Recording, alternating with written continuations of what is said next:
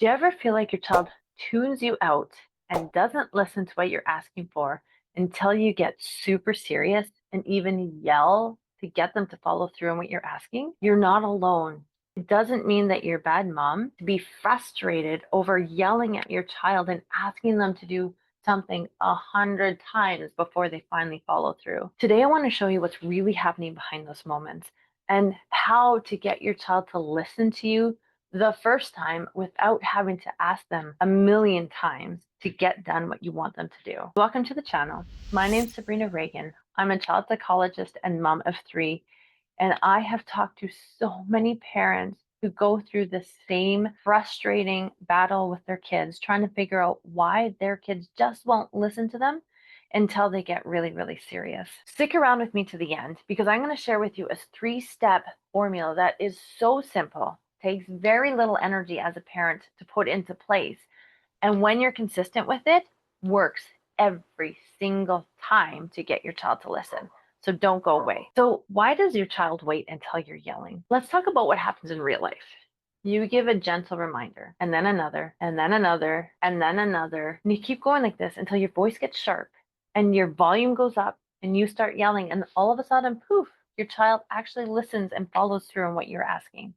What the heck? It's not because your child is trying to push your buttons and get you frustrated. And it's not that they're trying to ignore you on purpose. It's because they've learned that you're not actually serious until you start yelling at them. And that's when you follow through on your word. And often serious sounds like stress and urgency. So now your child's nervous system is trained to wait for the warning signs. So the change in your tone, the stress in your voice, the tightening in your face, the frustration that they hear. So this is actually not cooperation. This is fear-based responding. And while it might work in the short term, what's actually happening is that it's chipping away at their emotional safety and connection.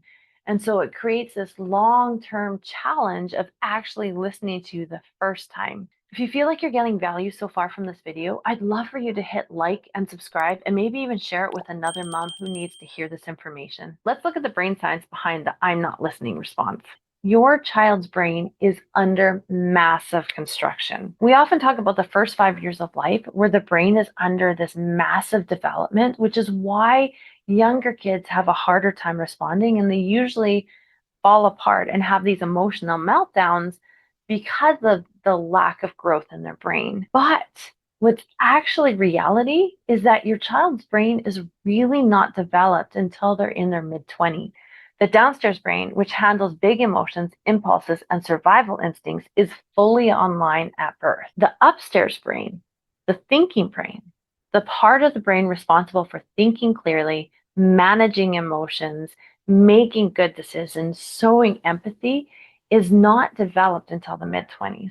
So when your child is overwhelmed, tired, or even just distracted, this thinking brain, the part of the brain that houses all of the things that we want from our child, goes offline. If we think about it, they have a bucket of camp behavior.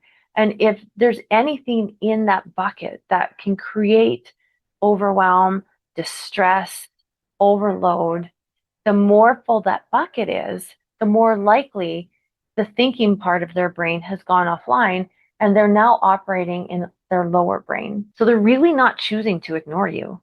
They're reacting from the part of their brain that doesn't plan ahead or think things through very clearly. That's why our role as parents is actually to be their external upper brain when moments like this happen. We are there to help them navigate moments they're not developmentally equipped to handle or to navigate on their own. So why does yelling backfire even if it works? So when we're overwhelmed, we kind of resort to yelling, threatening, or just repeating ourselves till we're blue in the face and something actually gets done, or we end up doing it ourselves. But here's the truth. Yelling might get short-term responses, but it teaches all the wrong things. That mom doesn't mean it till she yells. I don't need to take action until things get scary. Or that listening means that I'm in trouble. In the comments, I want to hear, what is one boundary, rule, or even an expectation that you find yourself repeating over and over and over again? The 3-step follow-through formula. So let's talk about the 3-step follow-through formula. Here's the shift, and this is so important.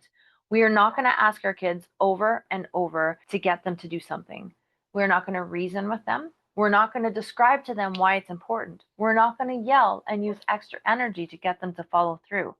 We're going to do this in 3 steps. Follow the simple boundary setting script and be consistent with it each step, and they will work for you. Step number 1, set the expectation. For example, I need you to put your shoes on so we can leave. If step number 1 is not listened to, and odds are most of the time kids won't listen to the first time, you go on to step number 2. Step number 2 is to repeat it once and then add a consequence. So it will go something like this. You can put your shoes on now, or you're going to have to miss the play date with your friend because you didn't put your shoes on. You choose. So wait for a little bit to see if your child's going to respond. And depending on the situation will depend on how long you're going to wait. And then if your child doesn't follow through again, that's when you go on to step number 3. And here's step number 3. You literally follow through calmly on the consequence that you had recommended. So it goes something like this.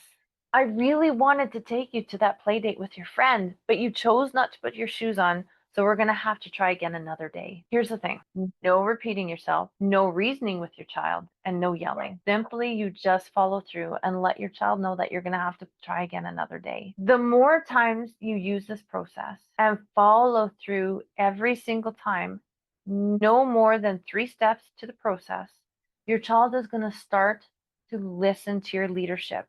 They're going to start to realize that you mean business and that you are unwavering in your request to get them to do something. They might not in the end do what you're asking. Like in this example, they didn't put the shoes on, but the goal is not necessarily to have them put the shoes on.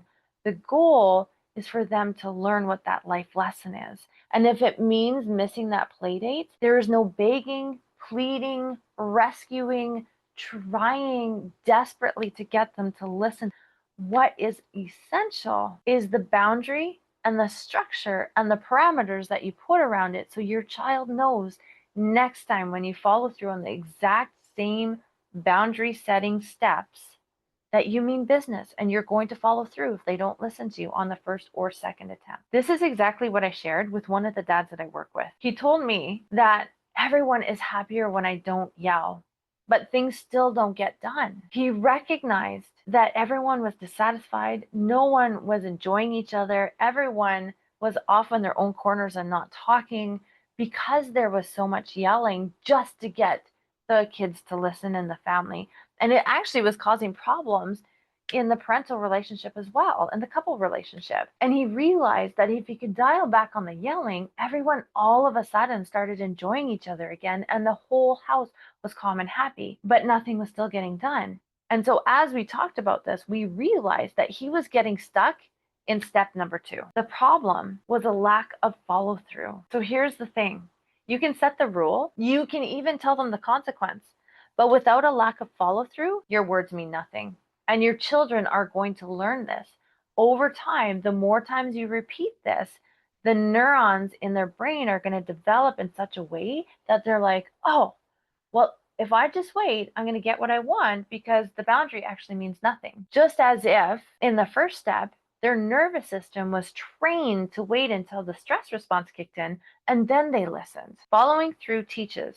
I mean what I say, and I'm going to hold that boundary. So building trust through consistency. Every time you calmly follow through, your child learns boundaries are safe. Mom's words mean something. I don't have to test or push because I already know what's coming. These are such important lessons for your kids to learn. It builds predictability and it lowers everybody's stress response. And it creates a foundation for real, deep, healthy connection, not forced compliance.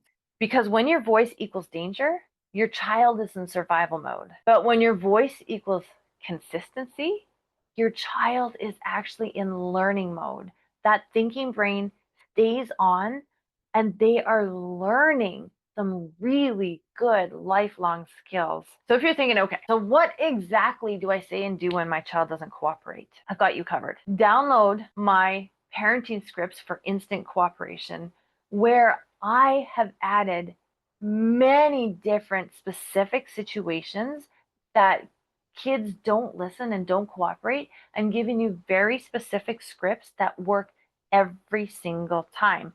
for transitions without tears, holding boundaries without yelling, and motivating your child to follow through without bribing or shaming. So grab it. I'll put the link in the description below. And if you're ready to go deeper, click the link to join my Peaceful Family Challenge, where over 500 moms have gone through a transforming family experience and come to the other side where they're confident in their parenting, there's more peace in the home, and they really enjoy their kids now. So if this helps you breathe a little bit easier, normalize your experience in terms of what's happening for your child, and giving you something practical to do, go ahead and hit like and subscribe, and then share it with another mom who might need some encouragement.